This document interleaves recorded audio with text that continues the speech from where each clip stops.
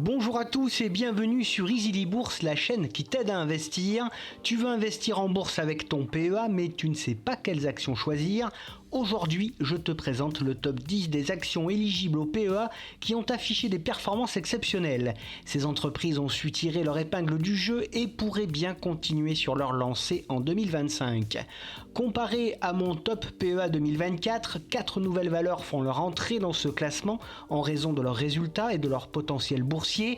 4 en sortent par la petite porte en raison de leur piètre performance de ces derniers mois. Que tu sois investisseur débutant ou expérimenté, ce classement certes assez classique, va t'aider à identifier le gratin des sociétés à posséder dans ton PEA en 2025. Mais avant de commencer ce trépidant top 10, en attendant le lancement officiel de mon site easyfinance.fr, réservé à l'accompagnement et au coaching financier, tu peux soutenir mon travail et participer de façon active au contenu de cette chaîne via le site Tipeee. Cela te permettra de choisir et proposer des vidéos et rendra la chaîne plus participative. Et si tu veux te lancer dans l'investissement, je te conseille Trade Republic et Boursobank qui offrent de mignons petits bonus pour toute inscription.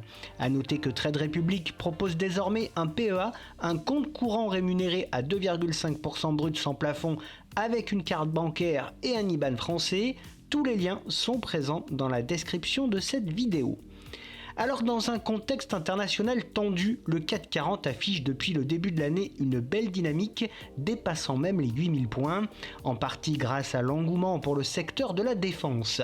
Des entreprises comme Thales et Dassault Aviation ont même bondi en bourse, profitant de la volonté de réarmer l'Europe.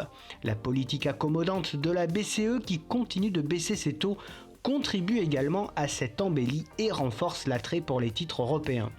Je te propose donc aujourd'hui une sélection de valeurs bien diversifiées puisque constituée de 10 valeurs appartenant à 7 secteurs qui sont la consommation discrétionnaire, l'énergie, les matériaux, l'industrie, la finance, la santé et la tech. Pour commencer, je vais te parler du secteur de la consommation discrétionnaire avec le must du raffinement à la française qui continue au fil du temps un parcours remarquable.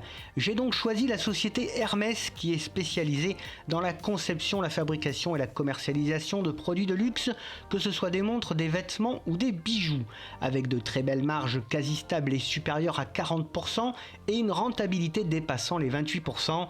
La profitabilité du groupe est tout simplement exceptionnelle. Son free cash flow en hausse et époustouflant de 4 milliards d'euros et sa trésorerie stratosphérique de plus de 9,4 milliards d'euros laissent sans voix. Pour l'instant, ce titre n'est pas présent dans mon PEA, mais je le surveille, prêt à dégainer à la moindre correction. Attendre un retour sous les 2232, puis sur le solide support des 1997 euros pour une entrée fractionnée avec pour objectif les 2836, puis pourquoi pas les 3200 euros. Passons maintenant au secteur bancaire ou plutôt de la finance avec un grand assureur. Il s'agit d'AXA qui est le premier groupe d'assurance européen, notamment dans les assurances dommages et l'assurance vie, avec des marges plutôt stables, bonnes et supérieures à 9% et une belle rentabilité en hausse de l'ordre de 15,8%. Le groupe offre une profitabilité très correcte. Son free cash flow confortable, stable et de l'ordre de 5,9 milliards d'euros et son endettement divisé par 2 en moins d'un an et totalement gérable, prouve que le bilan financier de l'entreprise est extrêmement solide. Je suis actionnaire depuis plusieurs années de cette belle société. Un achat sous les 30 euros et plus agressif autour des 24 euros serait très intéressant pour intégrer ce groupe à votre portefeuille. Le but étant d'aller chercher les 45 euros à moyen terme. Continuons avec le secteur de la santé qui est un secteur assez défensif.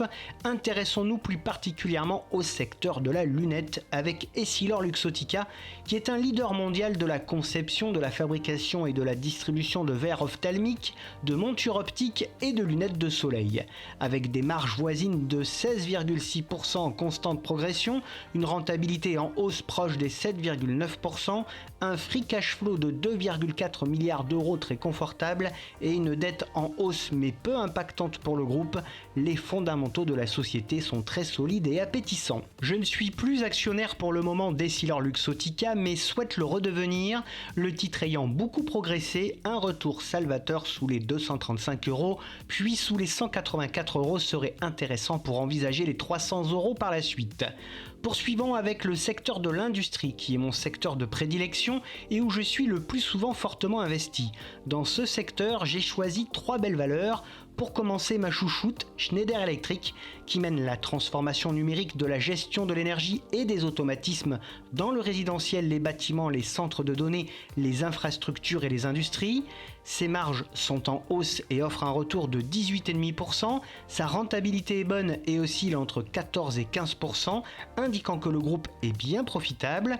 Son free cash flow est énorme avec ses 4,2 milliards d'euros et son endettement, bien que paraissant élevé sur le papier, ne représente qu'une faible charge pour la société. Je suis actionnaire de Schneider Electric depuis au moins 3 ans, mais elle est assez difficile à renforcer vu ses performances. Un retour sous les 200, voire sous les 168 €, si grosse correction serait une aubaine pour entrer sur la valeur et viser les 272 puis les 308 €. Vient ensuite Vinci, qui est le numéro 1 mondial des prestations de construction, de concessions et de services associés, avec de belles marges en progression et voisine des 12,5%, une rentabilité importante de 16,7%, mais en baisse en 2024, un free cash flow ultra confortable en hausse et voisin de 6,8 milliards d'euros, et une dette conséquente mais gérable et maîtrisée. Le bilan financier du groupe reste très robuste, quelle que soit la conjoncture. Je suis actionnaire de Vinci depuis de nombreuses années et profite de ses performances. Pour une entrée raisonnée, visez le gros support des 97 € qui serait très intéressant pour envisager avec sérénité les 135 puis les 150 € à moyen long terme. Continuons dans le même secteur avec Thales qui figure parmi les leaders européens de la fabrication et de la commercialisation d'équipements et de systèmes électroniques destinés au secteur de l'aérospatial, du transport, de la défense et de la sécurité. Ses marges sont en lente progression et proches de 11,75% en 2024. Sa rentabilité est en forme et en hausse pour atteindre les 26,5%. Son free cash flow est assez stable et supérieur à 2 milliards d'euros en 2024, ce qui est franchement bon. Son endettement diminue et reste totalement gérable par le groupe. Je ne suis pas actionnaire de cette société qui bénéficie pleinement en ce moment de l'engouement envers le secteur de la défense. Son cours ayant explosé depuis quelques semaines, il faudra attendre un éventuel retour vers le support des 167 € pour se positionner. L'objectif sur ce titre est d'aller chercher pourquoi pas les 300 € à moyen long terme. Poursuivons avec le secteur des matériaux et sans doute la société la plus appréciée des boursicoteurs long terme. Il s'agit de la belle Air Liquide qui figure parmi les leaders mondiaux de la production de gaz industriels et médicaux. Avec des marges intéressantes en hausse et supérieures à 19,9%, le groupe affiche une bonne rentabilité de 12,9% et une profitabilité en hausse régulière. Son free cash flow voisin des 2,8 milliards d'euros est très confortable et en baisse en 2024. Son endettement est très stable. Bien qu'élevé, il reste facilement gérable. Je suis bien entendu un actionnaire de ce groupe depuis de nombreuses années et conserve mes titres bien au chaud en fond de portefeuille. Une petite correction sous les 150 € ferait du bien au titre afin de se relancer et de repartir en direction des 200 puis des 220 €. Changeons de secteur et parlons un peu du secteur de l'énergie où il y a également de très belles valeurs. Tout d'abord l'incontournable Total Energy qui figure parmi les premiers groupes pétroliers mondiaux et qui s'est énormément diversifié ces dernières années. Avec de belles marges proches des 12,8% et une rentabilité certes en baisse mais voisine des 15,6%, le groupe offre une bonne profitabilité. Son free cash flow même en baisse en 2024 est encore colossal et s'élève à 15,9 milliards d'euros. Son endettement est en baisse, il est faible et ne représente qu'une faible charge pour le groupe. Je suis actionnaire depuis un bon moment de cette entreprise que je conserve précieusement. Un retour sous les 55 puis les 50 € serait pas mal du tout pour une entrée fractionnée. Le titre a encore du potentiel et pourrait aller chercher les 67 puis pourquoi pas les 90 € à moyen long terme. Autre pépite du secteur de l'énergie, GTT qui est le leader mondial de la conception de systèmes de confinement, ammantagement membrane cryogénique utilisée pour le transport maritime et pour le stockage du gaz naturel liquéfié GNL. Ces marges sont en progression et sont tout simplement incroyables avec plus de 58,3% en 2024. Sa rentabilité explose et titille les 75% en 2024, preuve que le groupe est très rentable. Son free cash flow est conséquent et en forte hausse, il pèse 268 millions d'euros, tandis que sa trésorerie gonfle d'année en année avec plus de 350 millions d'euros dans la poche. Je suis actionnaire de cette très belle boîte dont je possède trop peu d'actions. Un achat sous les 133 puis les 120 euros serait top pour l'attraper et attendre patiemment les 175 puis les 200 euros. Et pour terminer, dans tout bon portefeuille qui se respecte, une petite participation au secteur de la tech s'impose. C'est pourquoi je choisis l'une des plus grosses capitalisations européennes, j'ai nommé ASML, qui figure parmi les premiers fabricants mondiaux de matériel de lithographie destiné à l'industrie des semi-conducteurs. Ses marges sont énormes et supérieures à 31,9%, sa rentabilité, même en baisse, approche les 47,4%, son free cash flow est voisin des 9,1 milliards d'euros et il est très confortable, et le groupe bénéficie d'une belle trésorerie en hausse de 9 milliards d'euros. Cette société qui affiche un très beau bilan financier ne figure plus pour le moment dans mon PEA, mais ce n'est que temporaire. Le cours étant en phase de latéralisation depuis 6 mois, un retour sur le support des 611 puis des 535 euros serait bien pour envisager les 746 puis les 998 euros. Maintenant que nous avons nos 10 valeurs, voyons le poids de chacune d'entre elles dans le portefeuille PEA. Ayant choisi 7 secteurs, la répartition est la suivante: 10% pour le secteur de la tech avec ASML, 30% pour le secteur de l'industrie avec Schneider Electric, Vinci et Thales, 10% pour le secteur de la santé avec Essilor-Luxottica, 10% pour le secteur de la consommation discrétionnaire avec Hermès, 10% pour le secteur des matériaux avec Air Liquide, 20% pour le secteur de l'énergie avec Total Energy et GTT, et enfin 10% pour le secteur de la finance avec AXA. Avec cette répartition, le portefeuille me semble plutôt bien équilibré et bien diversifié pour affronter les soubresauts de la bourse en 2025.